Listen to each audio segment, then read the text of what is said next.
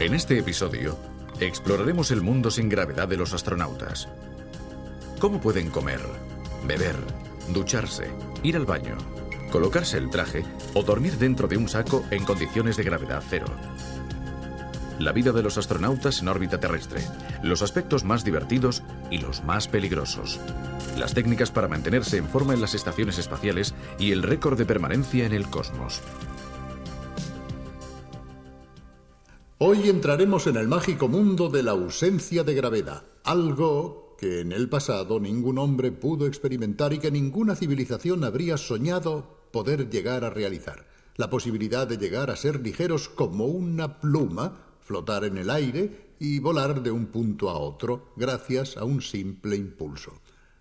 La ingravidez es debida a las condiciones especiales que se verifican durante un vuelo espacial. Aquí en la Tierra sabemos que es imposible de realizar, porque la fuerza de la gravedad forma parte de la naturaleza de las cosas. Cualquier objeto, si no se mantiene sujeto, cae inexorablemente al suelo. De hecho, la Tierra es como una especie de inmenso imán que lo atrae todo. No podemos eliminar esta fuerza, podemos contrarrestarla, podemos equilibrarla, tal como por ejemplo lo hace la libélula y también el helicóptero, que pueden permanecer suspendidos en el aire, pero utilizando mucha energía, precisamente la que nos permite equiparar las fuerzas. Nadie puede apagar el interruptor de la gravedad. Su influencia abarca cualquier lugar del universo, y es la fuerza que ha permitido agregar y mantener unidos a los cuerpos celestes en el espacio. Antes de ver cómo se puede vencer la gravedad, veamos un reportaje que nos muestra cómo opera esta fuerza en el universo, especialmente en los planetas de nuestro sistema solar, en los que la diversidad de masas provoca distintos tipos de gravedad muy diferentes entre sí. Veamos. La fuerza de la gravedad tiene la misma edad que el universo, pero el hombre conoce su existencia desde hace pocos siglos. Isaac Newton fue quien la descubrió en 1684. Se trata de una atracción que mantiene unidas las masas de materia y que se hace progresivamente más débil al aumentar la distancia entre estas masas. Es la fuerza que nos hace permanecer pegados al suelo y que mantiene unido el sistema solar, obligando a los planetas a orbitar alrededor del Sol. Cuando subimos a una báscula, la fuerza de gravedad de la Tierra atrae nuestro cuerpo y nos hace pesar. En la Luna, que tiene una masa más pequeña que la Tierra y en consecuencia una menor gravedad, pesaríamos mucho menos. Un hombre de 70 kilos no superaría los 12. Si fuéramos a los otros planetas del sistema solar, nos daríamos cuenta de que nuestro peso varía constantemente. En Mercurio, un astronauta de 70 kilos pesaría 26. En Venus, que tiene unas dimensiones similares a las de la Tierra, la balanza marcaría 57 kilos. Y en Marte no superaría los 27 kilos. Si el astronauta pudiera pesarse mientras vuela por la atmósfera de Júpiter, la balanza marcaría 178 kilos. De hecho, Júpiter es el planeta gigante del sistema solar y su masa, mucho mayor que la terrestre, ejerce una atracción más intensa. Todas estas variaciones de peso tendrían lugar sin que la persona engordara o adelgazara. Sucederían únicamente porque el planeta en el que nos encontráramos tendría una masa mayor o menor que la terrestre y en consecuencia ejercería una atracción gravitacional superior o inferior. Si a continuación el astronauta consiguiera descender sobre el Sol, su peso alcanzaría los 1890 kilos. De hecho, la masa del Sol es enorme comparada con la de los planetas. Para escapar de la atracción gravitacional, por ejemplo, para entrar en órbita terrestre, es necesario alcanzar una velocidad concreta, denominada velocidad de escape. De lo contrario, se volvería a caer. Para superar la gravedad de nuestro planeta, la velocidad de fuga es de 11 km por segundo, es decir, 27.350 km por hora. Los cohetes, al alcanzar esta velocidad, pueden poner en órbita transbordadores y estaciones espaciales. Isaac Newton descubrió que esta fuerza disminuye rápidamente al aumentar la distancia entre las masas de materia. Los astronautas en órbita alrededor de la Tierra viven en ausencia de peso, en parte precisamente por esta razón. A cientos de kilómetros de altura se reduce mucho la atracción de nuestro planeta, pero obviamente no desaparece. De hecho, los transbordadores espaciales siguen orbitando alrededor de la Tierra gracias a su gravedad. También la Luna, a 400.000 kilómetros, gira en su trayectoria gracias a esta fuerza.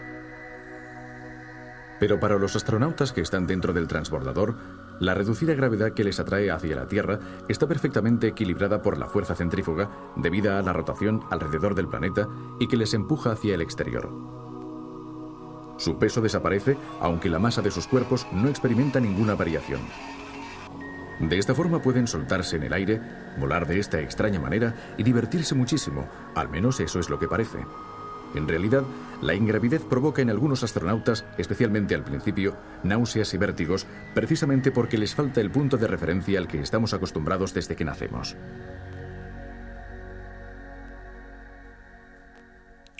Como se ha visto en el reportaje, debemos puntualizar que aunque el término ingravidez se utiliza en la actualidad de forma habitual, si queremos ser precisos, no es un término exacto, porque la fuerza de la gravedad siempre está presente incluso en el espacio. Lo que sucede es que se contrarrestan diferentes fuerzas y se obtiene así un equilibrio entre los distintos empujes.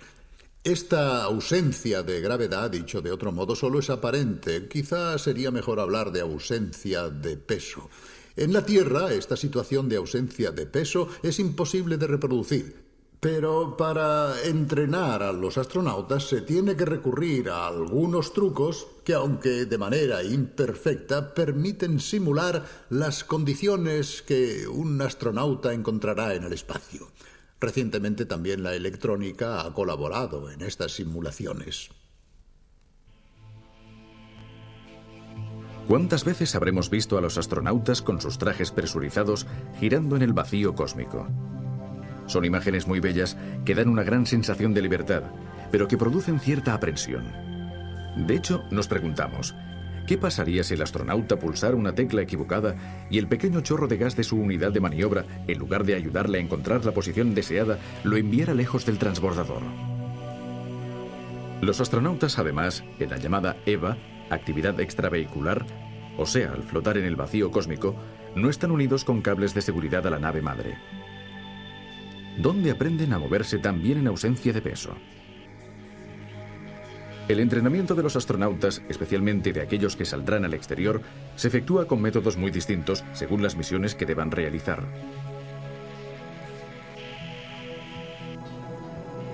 Pero para todos, el primer contacto con la ingravidez tiene lugar en este avión, un KC-135, que desde una altura de 10.000 metros desciende en picado siguiendo una trayectoria parabólica, de forma que crea en el interior una gravedad cero artificial.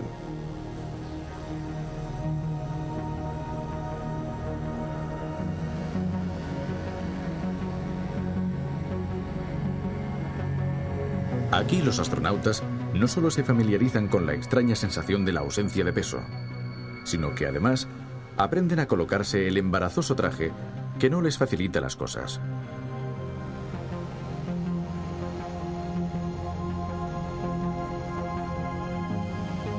Naturalmente, el avión solo puede reproducir la gravedad cero durante escasas decenas de segundos. Para entrenamientos más prolongados, hasta hace algún tiempo solo existía una alternativa, la gran piscina. De esta manera, los astronautas pueden intentar y reintentar todas las operaciones que deberán desarrollar en el cosmos, como por ejemplo destornillar tuercas y pernos de un satélite para cambiar las piezas que no funcionan. En realidad, la piscina simula bastante bien la ausencia de gravedad, pero no a la perfección. Las piezas de metal, en lugar de permanecer suspendidas, caen al fondo, y al estar cabeza abajo, la sangre fluye a la cabeza, incluso en la piscina, cosa que en cambio no sucede en ausencia de gravedad. Son detalles que no permiten una perfecta reproducción de la gravedad cero. En los últimos tiempos, la NASA ha experimentado un sistema mucho más eficaz para simular la ingravidez: la realidad virtual. Aquí vemos la sesión de entrenamiento de dos astronautas en actividad extravehicular y del operador del brazo mecánico. ¿Cómo se puede simular la gravedad cero con la realidad virtual? El truco es muy sencillo. Se modifica a conveniencia la percepción visual mientras el cuerpo permanece sentado en una posición cómoda. De esta forma, el aspirante a astronauta podrá ver las cosas como si estuviera cabeza abajo, pero sin sentir el flujo de sangre en el cerebro. Podrá moverse a su gusto, girar en el vacío virtual creado por el ordenador, sin que su cuerpo pueda distinguir el arriba y el abajo, precisamente como en el cosmos. El entrenamiento mediante la realidad virtual ha resultado tan eficaz que en la actualidad más del 40% de la preparación para una misión se efectúa con esta técnica. Este sistema permite que cada astronauta tenga su propio punto de vista y pueda interactuar con el de los otros. En resumen, es un sistema de simulación muy complicado con el que los futuros astronautas se entrenan para mover satélites o sustituir aparatos maniobrando estos sencillos volantes de plástico. También realizan entrenamientos de vuelos en solitario por el cosmos con la unidad personal de maniobra. Obviamente, antes de aventurarse lejos del transbordador espacial, es mejor repetir la lección aprendida con la realidad virtual dentro de la bodega de carga del transbordador, como está haciendo este astronauta.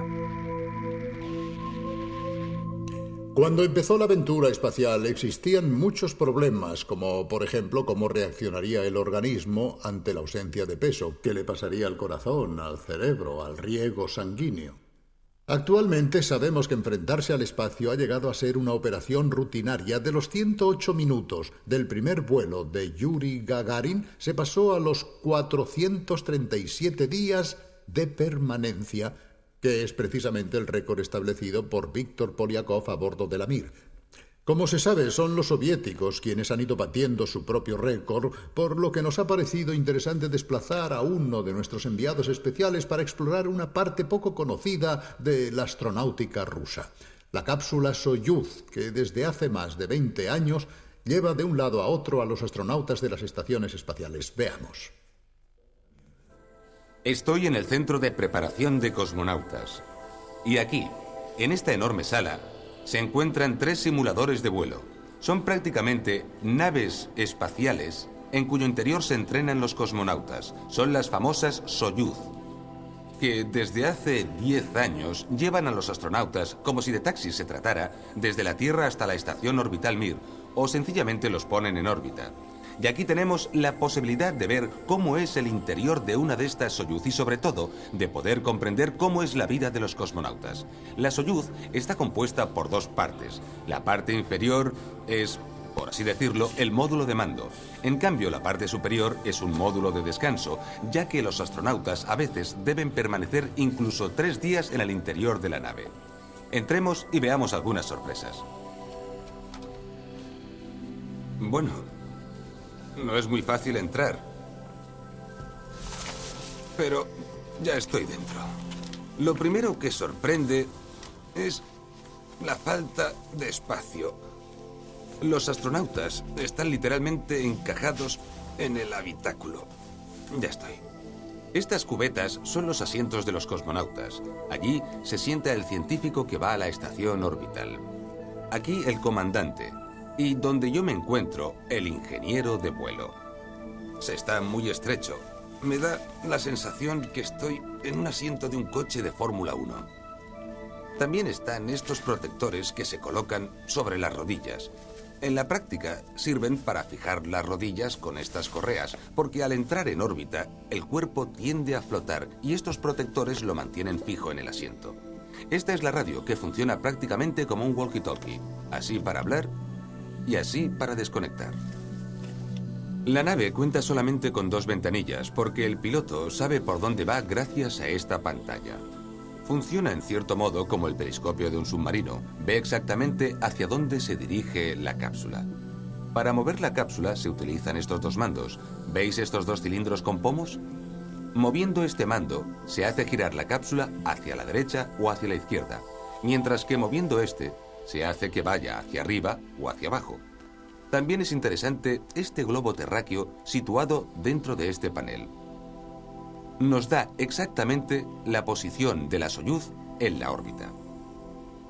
Naturalmente, la permanencia dentro de esta cápsula es de pocas horas, para ir hacia la estación orbital y quizá volver hacia la Tierra, porque normalmente, cuando la nave está en órbita, la tripulación se traslada arriba, donde el espacio, como veréis, es mayor. Aquí solo se quedan el piloto o el comandante, o se establecen turnos. Por eso ahora iremos a ver cómo es la zona de arriba. Bueno, ahora vamos a ver la segunda zona de esta nave espacial. Debemos explicar que lo que veremos ahora no regresará a la Tierra. La parte inferior, de hecho, regresará con los cosmonautas y con los paracaídas. En cambio, la parte superior se desacoplará y se dejará caer en la atmósfera, transformándose en una estrella fugaz, desintegrándose prácticamente debido al rozamiento con la atmósfera. Esta es la entrada. Y aquí estamos, en esta segunda estancia de la Soyuz, en este doble habitáculo espacial. Aquí también se está muy estrecho, pero mucho menos que en el módulo de mando.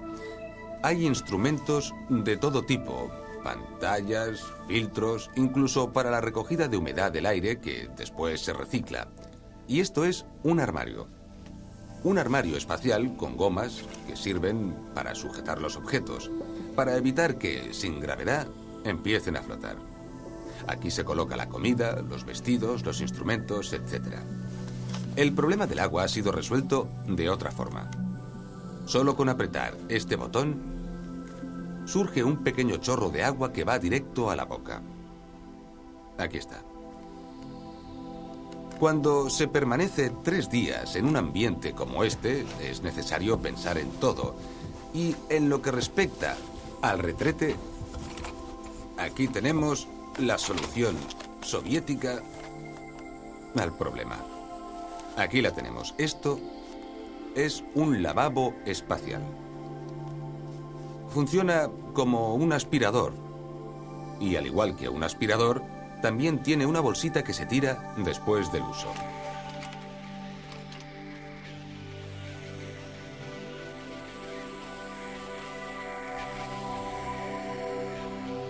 Vivir en el espacio en condiciones de ingravidez constituye una experiencia muy curiosa para el hombre, porque en esa situación cambia por completo la forma de moverse. Y no solo eso, sino también la de dormir, de comer e incluso la de ir al lavabo. Esta es una visita por el interior del transbordador espacial estadounidense que nos desvelará cómo se vive en el espacio. Estoy en Houston, en el centro espacial de la NASA. Y este enorme hangar que veis es un hangar muy especial, porque aquí es donde los astronautas se entrenan y se familiarizan con el transbordador. De hecho, aprenden a desarrollar muchas de las operaciones que después harán en órbita, como por ejemplo mover el famoso brazo mecánico, pero también aprenden a desplazarse por el interior del transbordador. ¿Por qué? Porque pese a que nos parece muy grande, en realidad en su interior los espacios son pequeñísimos. Esta habitación es minúscula, naturalmente hay 2 pisos, pero ¿veis? Aquí deben vivir 7 personas a veces durante 15 días. Y estas son las soluciones. Hay muchos cajones, por llamarlos de alguna manera, en el interior de los cuales se encuentran todos los objetos, los instrumentos e incluso la comida. Y en el exterior de cada cajón está descrito su contenido. En este caso se trata de instrumentos de primera necesidad. Bueno, ¿podéis imaginar que detrás de mí está la cocina? Esta es la cocina. La comida, tal como veis aquí, se encuentra en bolsitas envasadas al vacío. En este caso, té con limón. Mirad, esta es la comida para los astronautas. Estos discos azules son de velcro, porque en el interior de la astronave cualquier cosa empieza a volar si no está sujeta. Por ejemplo, en este caso. Ya está. Ahora bien, hay un aspecto especial de la astronave y, por tanto, del transbordador. Y es que se pueden utilizar todas las paredes, tanto por arriba como por abajo, y en consecuencia también se puede usar el suelo como un inmenso armario. Por ejemplo, se puede ver que aquí se encuentra el filtro del aire y que existen otros compartimentos para otros aparatos o instrumentos. Pero hay un instrumento fundamental para la vida a bordo. Está en ese rincón y se trata del lavabo. Bueno, ya estamos aquí. En cierto modo nos recuerda mucho a los lavabos de los aviones. Pero es muy especial porque en este caso los astronautas flotan y deben conseguir sentarse. Estas asas sirven para mantener las piernas sujetas. Los pies se apoyan en estos pedales y se fijan. Por desgracia, cuando se usa el lavabo no se puede cerrar la puerta, no hay espacio suficiente, de manera que para mantener la intimidad existe esta cortinilla que se cierra, confiando de todas formas en la colaboración de los otros miembros de la tripulación. En cambio, para dormir, el sistema es diferente. Basta con unos sacos de dormir ligeramente fijados a la pared. Aquí están. Como veis, son camas dispuestas verticalmente. El astronauta se introduce en el saco de dormir y apoya la cabeza en este cojín. Para mantener la cabeza inmóvil se utiliza esta especie de venda que se pasa por encima de la frente para mantener precisamente la cabeza fijada. En cambio, las manos permanecerán libres y empezarán a flotar dentro de la cabina. Naturalmente, en otros casos, los astronautas utilizan auténticos nichos y se encierran en su interior para tener un poco de intimidad y oscuridad. Esto sucede en los vuelos en los que hay varios grupos de astronautas que deben alternarse. Unos trabajan y otros duermen.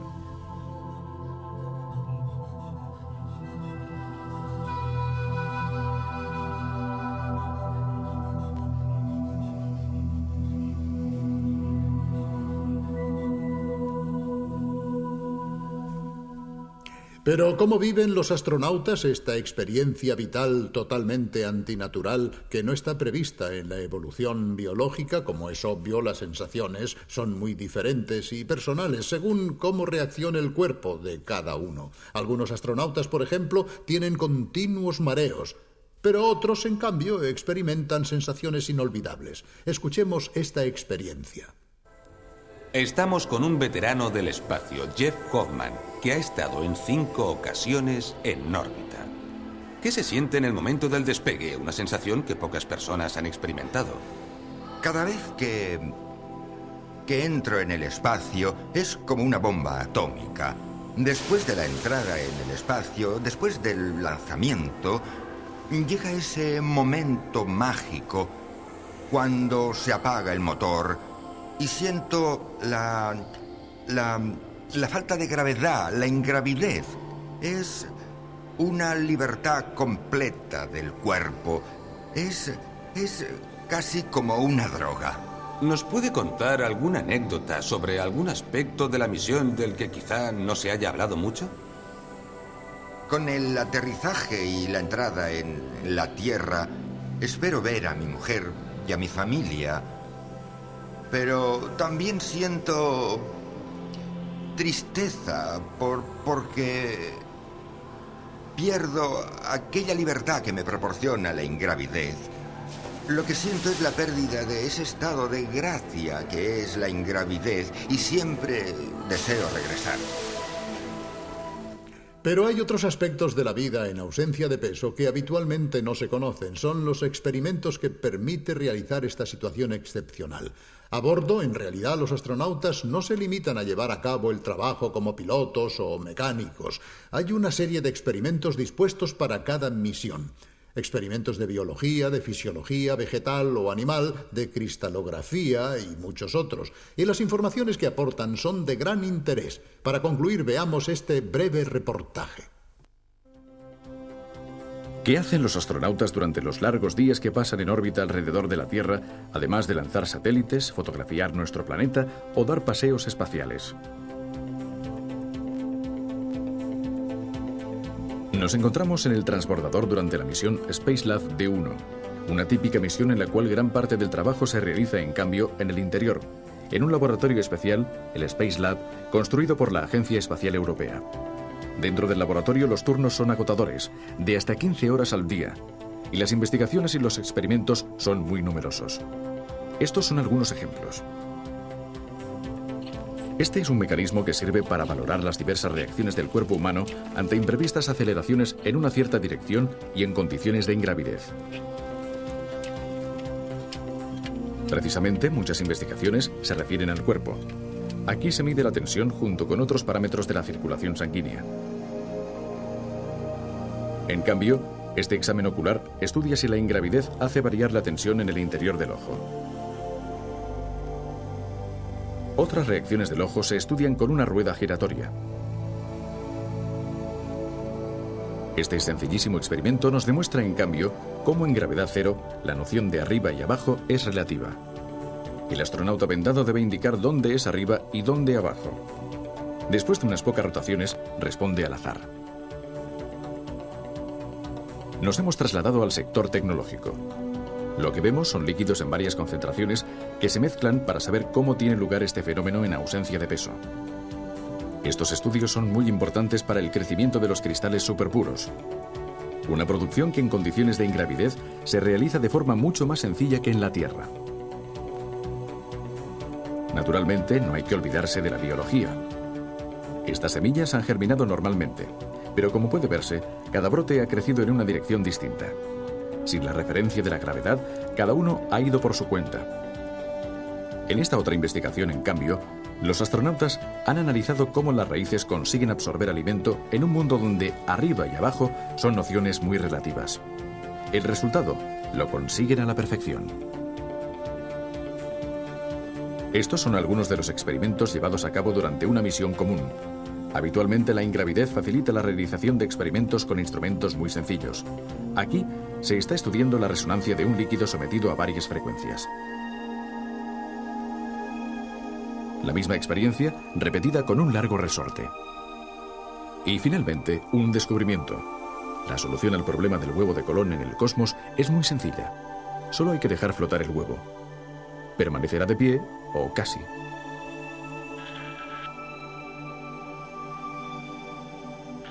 En el futuro, el espacio se convertirá sin duda en el lugar donde se podrán llevar a cabo trabajos muy especiales, no solo gracias a la ausencia de gravedad, sino también al vacío casi absoluto que existe a esas alturas y a las bajísimas temperaturas obtenidas gracias al frío cósmico. Nos encontramos solo en los comienzos de la aventura espacial, pero ¿podrá el hombre adaptarse a vivir en condiciones de ingravidez, no solamente durante breves misiones, sino durante largos periodos como las misiones interplanetarias o tal vez para las colonias espaciales? Alguien ha dicho que esto quizás sucederá cuando nazca el primer niño en el espacio. Bien, permitidme decir que si esto llega a suceder, no envidio a ese niño. Pienso que nosotros hemos sido creados durante millones de años para vivir aquí en la Tierra. Y que si deseamos ir al espacio, quizá debamos interesarnos en adoptar otra solución un poco más costosa, pero más cercana a nuestra naturaleza, que es la de construir estaciones espaciales con gravedad artificial. Tendremos la oportunidad de hablar de este tema en otro capítulo. Por el momento, hasta pronto, hasta la vista.